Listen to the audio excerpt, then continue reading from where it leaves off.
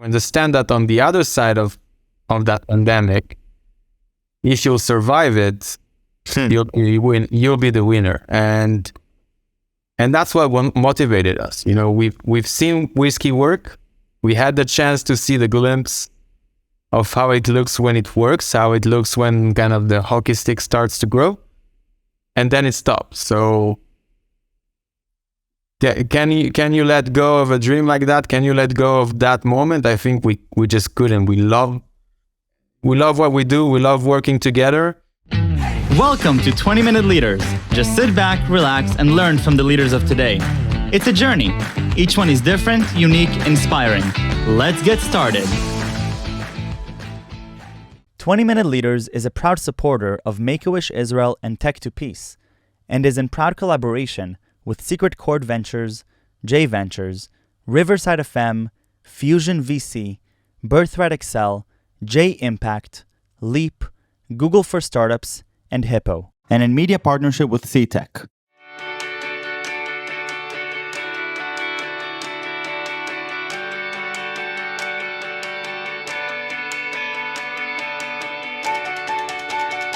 Thank you very, very much for being here, for joining me.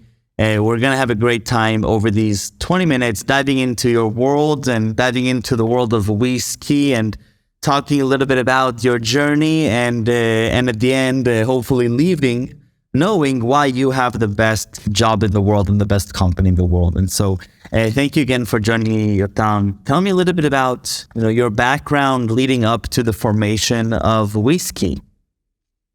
Well, it started very, very early for me because I was lucky to grow up in France, and I was born to very passionate skier parents. So they were taking me since I'm 4-year-old actually to ski all.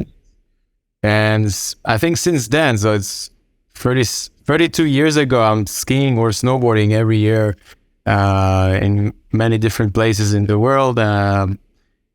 So that's where the connection started, and the other part is the part of just programming and loving to build stuff. I started my journey in the army as a programmer. I was in the 8-200 unit. Went to programs. I was 5 years there. Then went to some startups in the industry. Decided I don't want to code. After like 10 years, I did it.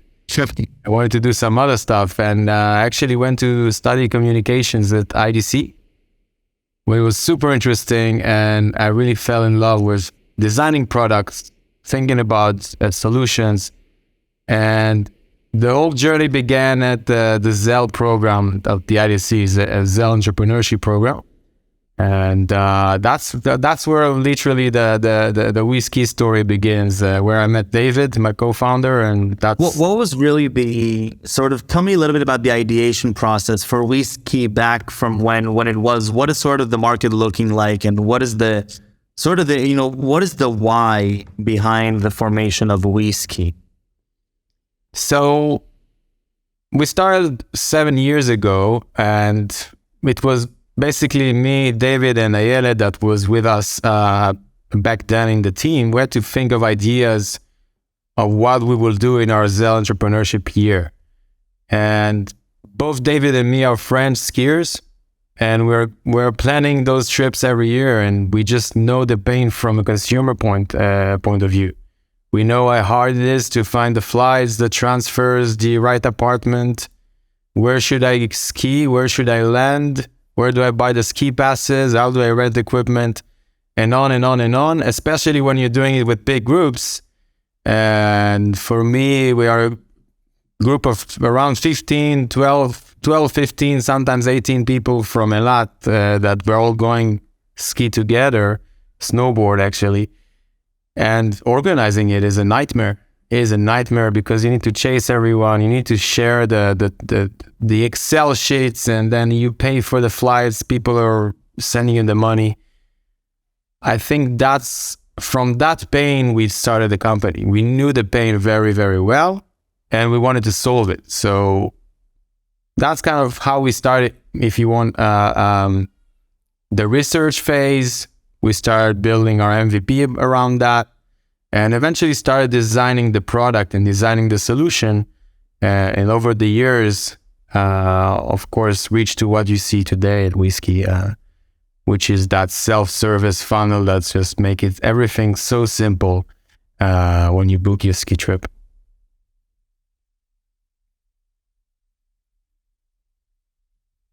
Let's talk a little bit about the very first people that onboarded to this platform. So a little bit about the consumer behavior side. What does it get for you? What does it take for you to get people to trust what you're doing? Is trust an issue? How do you get people to make those initial bookings so that you can start validating what you're doing? So we started with an MVP kind of.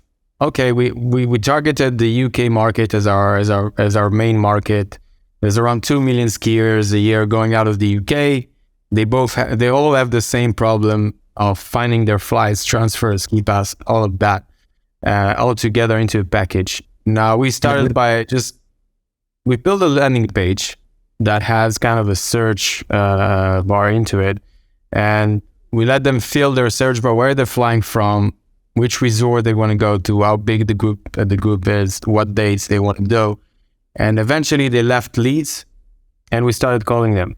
And we understood that the customization and the choice they want to see is very important. So they want to have a tailor-made trip, if you want, to exactly fit their needs, and each one of those customers had different needs. One was a family, one was a good friends, one was a couple, and secondly, it's the choice and the price points. And as ski trips, the price point can go from the lowest end. You can go to Bulgaria and to a 2-star hotel and pay, I don't know, 500 euros for your trip. Or you can go to Courchevel, take a nice chalet and pay around $10,000 or even $20,000 per person. So the price variation is very big, and I think the option to kind of make those preferences work for you as a customer were very important, and that's how we kind of brought in our first customers in. We've let them see a very big variety and get very good deals. I think that's always the end game, right? Doesn't matter how good your product is, if you're not giving a good deal for the ski trip itself, nobody will book. So that was always on our mind when we decided. So what was this? To walk me through a little bit about WeSki through the years, and I know that we can also jump to around what's happening right before COVID, and then what journey COVID took you as an entrepreneur. So it would literally have kind of 2 phases, or if you want 3 phases to WeSki, because they kind of from 2 students with an idea until COVID, we bootstrapped for a year and a half. We've built a team, we've built a product, we've got the first customers in, and that was kind of the first years that we hustled our way up there. Like, nobody believed in it in the beginning. We're doing B2C travel in Israel. You can imagine the investors up until today. You go to VCs, they say, okay, why are you doing skiing, and why? I mean, how big is it? They don't understand your market, right? So 100%. It took us time to show them that, to show the customers, to show the conversion rates, the CAC to LTV, all of those metrics that make sense and make WeSki a viable business. And it took us 4 years to grow from 300 customers on the first season to more than 4,000 customers. It was a very good journey up till that date, and we were on a very good direction. But then COVID came, and COVID was, I can't explain how bad it is, because imagine what the whole startup of what you're doing, your whole market disappears. It doesn't exist. It's like if Spotify one day all the world stop listening to music, right? What do you do? And for us, it was in the middle of the season. We had to cancel almost 2,000 ski trips in one day because everybody calls you in that one day that they closed on the ski resorts, and we had to repatriate like 200 people that were stuck in resorts. And no way. Yeah. So you find yourself in this kind of chaotic place, and it was a few months that we were just handling the chaos, but on the same time understanding that we need to let go all the employees because we won't be able to keep them, and we need to save the company somehow. And that was that was, and every time I'm kind of thinking about it, it's just crazy memories. So you make the team leaner, and you are aware that the product that you're offering is only going to be viable when the market allows it to be viable again. What do you do then? I mean, you still have a company, you have a product. What are you doing? It was during the lockdowns, and there's quite a few things happening. So you have the chaos in the beginning, and it's lasting for a few good months because you make all the cancellations, and you have a lot of customers cancellations and angry people that you handle. And then there's quiet. It's just, like that quiet. Wow. And we're sitting together. So David, Pavel, and me, my two co-founders, sitting in a room and thinking, why are we doing it? Like, what's going to happen? Is there's going to be a ski? When ski is going to come back? When travel is going to come back? And we're sitting in the lockdowns and just on the same time thinking about our futures, our kind of personal lives, and trying to convince ourselves to keep on doing it. On the same time, we are even more believing in the product. We even more believe in the opportunity, because we understand that on the other side of that pandemic, if you'll survive it, you'll be the winner. And that's what motivated us. We've seen WeSki work. We had the chance to see the glimpse of how it looks when it works, how it looks when kind of the hockey stick starts to grow, and then it stops. So can you let go of a dream like that? Can you let go of that moment? I think we just couldn't. We love what we do. We love working together. And one last thing I'll add is that, we are free. So even when one is less motivated, you have two others that will keep him up. And we had that flow with each other and try to keep up with eventually good at optimism. Yeah. How long did that period last, by the way? For us, it was almost 2 years that we stayed. So 3 of us and 1 employee of ours that we kept. We had to rate. You continued building the platform during those 2 years. You continue building more features how do you create a roadmap for these 2 years? What are you focusing on during that time? Because you also don't know how long it's going to last, right? Yeah. So the good thing about it is that you have a lot of time. You have a lot of time, and you're not running on customers. You're not running on making more sales.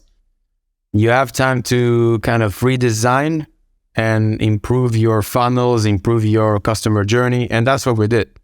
We rethought every process, every bit of the product to just make it flawless and make it 100% self-service, which was not at the time before COVID. People were falling in the funnel. We were catching the leads, calling them with a kind of a light touch sales team. And from the other side of COVID, we just decided we're going to do only self-service. So no phone numbers. We're not going to catch leads. We're just going to make them do it. And and we're gonna make it work. That was the idea. The good thing is that it went a lot better than what we thought.